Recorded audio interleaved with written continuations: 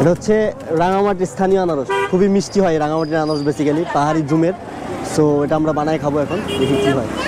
তাতে এটা বানাই দেন, বন্ধ করে দেন।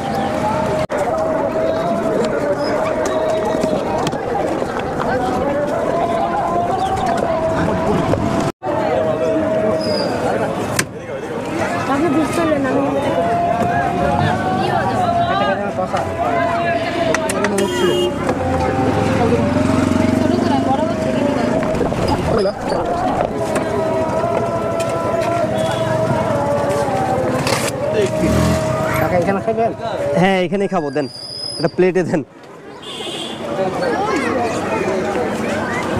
জানি না কেমন হবে, আর আমি শুনছি যে রাঙামাটির জুমের আনারস খুব মিষ্টি হয়, বাট ট্রাই করে দেখি এখন।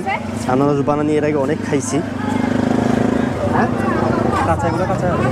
হ্যাঁ স্টার্ট। আরেকটা কাঠি এটা কেটারও আনারস মনে হয় কেমন? আর এটা কাঠি মধু মধু খারাপ, রাখি এই জায়গায় রাখি। অসাধারণ।